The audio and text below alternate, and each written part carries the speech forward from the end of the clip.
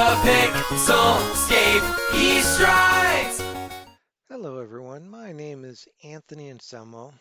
I'm a creative person located somewhat close to Columbus, Ohio. I actually was in Columbus for about 27 years, I think, and recently just moved a little bit out towards the country.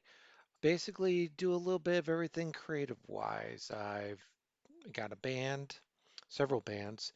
I'm a professional keyboardist. I've done podcasting in the past. I do sketch art of my own version of Transformers called Zapbots. I've wrote stories for those characters and made music. Done pretty much a little bit of everything. One of the things that I've also done and also ventured into is video games. And this video is just going to be a brief explanation of how I recreated a game that I created back in 2011 and actually created that from an idea that I did back in my youth.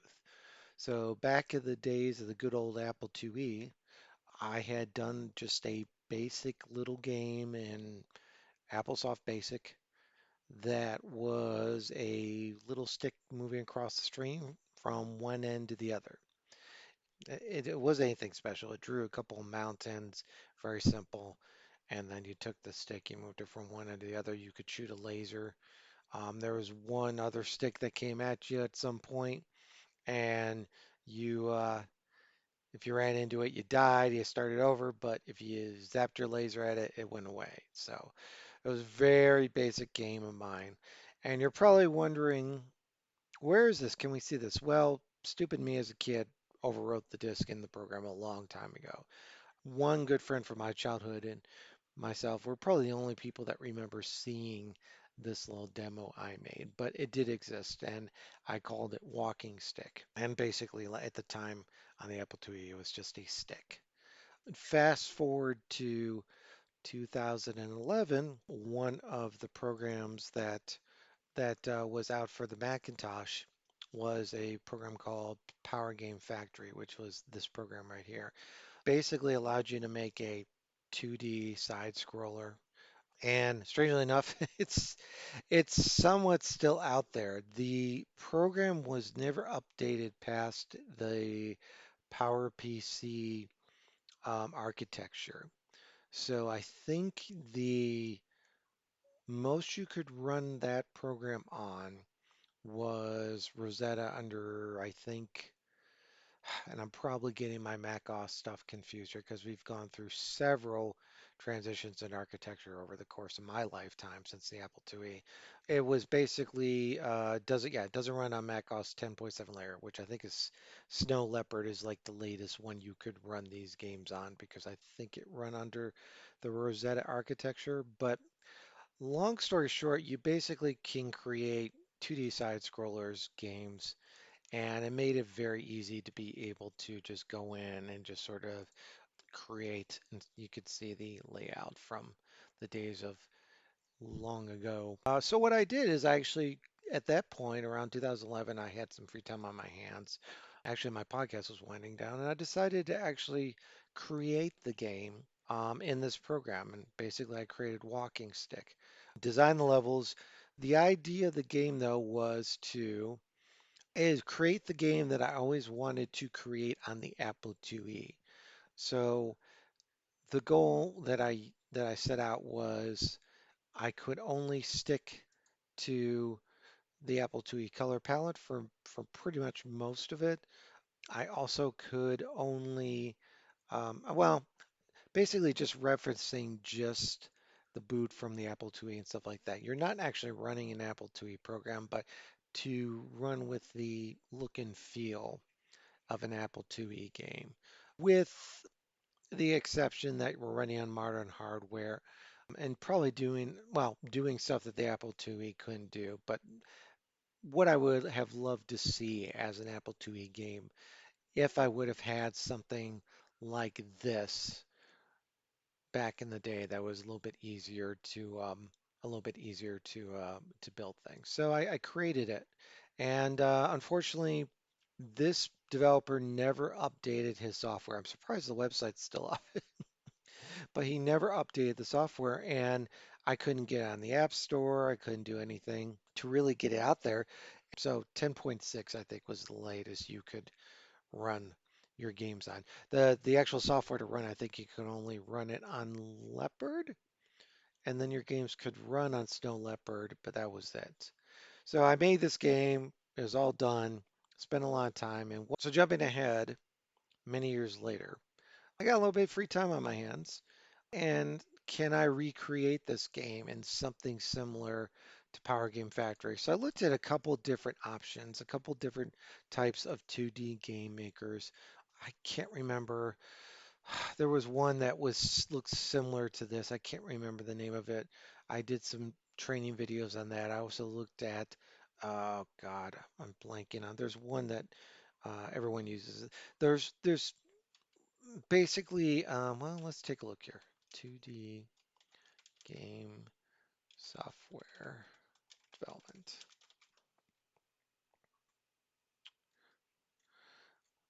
Looked at a couple of different things. I started some training for, oh yeah, Game Maker. I think it was Game Maker. And there's a lot of coding, and I just went, there's just got to be something that just makes it drag and drop, similar to what we had in Power Game Factory. So I looked at a couple different software and came upon Construct. And Construct 3 basically looked like very easy to be able to go in and make a game without having to know too much development coding, just drag and dropping something from one thing to the next. That's pretty much what I was looking for. The equivalent of what was in this program here, because, for most of the stuff, you shouldn't have to know complex JavaScript. It helps. You should have an idea a little bit, but if you're trying to just make a game, I mean, it's simple 2D scroller, you shouldn't need that much. So I decided to recreate this if possible, in Construct 3. After going in and evaluating several different types of game making software, I started training with this, and I actually used Xander Wood's video to get started. But part of this was I had to make sure I grabbed all the items and objects from the prior game and basically port them over. So first thing is could I find a way to emulate an older version of macOS to look at the game again because it had been a while. Thankfully, on my old computer here, this is a 2017 iMac. I can't really go past what's it running on here. This is the farthest I could take it. Ventura is the last operating system that this thing will run. I finally got a new machine otherwise. Basically, VirtualBox is won't really run very well on a new M1 or M2, M3 Mac. So I was able to get macOS, I think this is 10.6, yeah, 10.6 running on this. Install another version of this in virtual machine and basically load up my game from days of yore, and then of course load up Power Game Factory here, which still works somewhat well. There's some issues here in VirtualBox. The sound is not really working, but I was able to basically load this and see what I had done. So you see here, you got basically your character walking stick.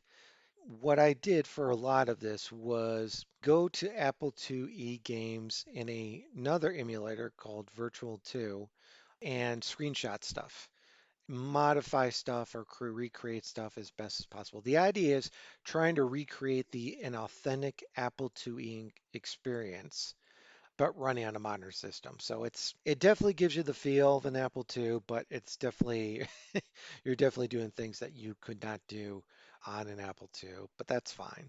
The idea is that you're able to basically get the look and feel and the game I've always wanted to create on an Apple II. The Apple II really couldn't do backgrounds, it couldn't do music when you played stuff. It was very simple. The 2D games, a couple of the 2D games that were really good were Captain Goodnight, Black Magic, stuff like that you could somewhat get an arcade experience that was what you played right before, the original Nintendo came along, and then of course that changed everything. So long story short, too late. Recreated this game, or I created this game originally in Power Game Factory here, and finished it, had it done, and it really didn't go anywhere because once again, we were switching over to newer architecture, and you couldn't run this on anything. But I was able to get this running here in Virtual Machine to see how it works, test it out, and basically, let's see, let's go ahead and see if we can run it here real quick. So the question is, how do I port everything over? Well, thankfully, Power Game Factory saves everything into a pretty decent format and folder structure. So all the assets were there. I just had to import them into Construct 3 and basically rebuild the game. Part of this was a good thing because it allowed me to actually be able to adjust things a little more smoothly. Where, and this, I was actually creating this based upon a demo that Power Game Factory gave you and just replaced the demo objects with mine. So there's a lot of stuff that I really didn't fine tune, but as I started to create this in Construct 3, it really required a lot of fine tuning because you really had to learn basic video game design. So it taught you things like you have to set a ladder, you gotta have a jump through for a ladder, stuff like that. So, and I don't think this thing's gonna run for me here. But anyhow, the point was is that I had to bring it up to take a look at what I did previously. And you can see a lot of the elements look very similar to what you would have seen on an Apple IIe. Oh, there we go. It's finally starting up there. So, the good old days of macOS from the 2000s. How I miss it. Another thing was also bringing over an Apple IIe font. So as you could see, trying to bring over something that was similar. You would start the game and you're not going to hear sound probably, but you would hear the Apple IIe beep, you would see the screen, and good old Prodos would come up. There's a little intro video I made, a little graphic. Now, I actually created this in DazzleDraw in the Virtual 2 emulator. So I actually drew this in DazzleDraw just to get a little bit of flavor and whatnot. And so yeah, it's gonna show you. And basically, the Apple IIe, you had your joystick, you had a keyboard. Most people played with a keyboard. That was it. So you're using up, down, left, right arrows, and then the open Apple key before the option key to fire your weapons and whatnot. So this was and you can see it's running a little bit slower pace here, but this is what I created in 2011. So now I'm going to jump over to my new machine, continue the video to show you how I went through transitioning over to Construct 3. All right, we are back here on the new computer. One of the things that, let me show this. Here, this is the original walking stick folder that had all the assets into it. So you had your game data into it and pretty much had all the characters. One of the challenges, for some strange reason, all the graphics were in PIC format, PCT. For some reason, the new Macs don't want to import that, and nobody seems to support that format anymore. So I had to go through with Graphic Converter. Yes, Graphic Converter is still around, folks, and basically convert them to TIFFs or PNGs in order to get stuff working here. So let me see if I could find the main character here. Yeah, so here is the main walking stick character graphic. So I had to go through and convert a lot of these things from PIC to TIFFs. And for some reason, Graphic Converter kept crashing on me. Don't know why, but thankfully everything is pretty much, including the sounds and the music and video, was all available, and I keep a good job of backing up my stuff. So I had the zip file with all of this stuck in it, so I was able to pull this out, and even though the program itself won't run on any modern Mac, the app will give you an error if you try to start it. I was able to grab all the assets and start importing it into the game. And of course, I made a little bit of changes to the game. All right, so I was able to use the assets from the game to be able to recreate the game and start bringing it into Construct 2. Now, one of the things was I wanted to try and recreate the level designs because the levels themselves, well, I thought were fairly good design. There's a lot of stuff I updated. Some of the characters I changed around, some of the interface I changed around. It got more polished and refined. But one of the things I really wanted to do was keep as much of the level design as possible. This was a problem because how do you bring it over? Well, thankfully, in the walking stick folder for each of the, if I go back there to the game data, there was a composite of the level that Power Game Factory would use for, as you may have saw, as sort of like a moving the screen around.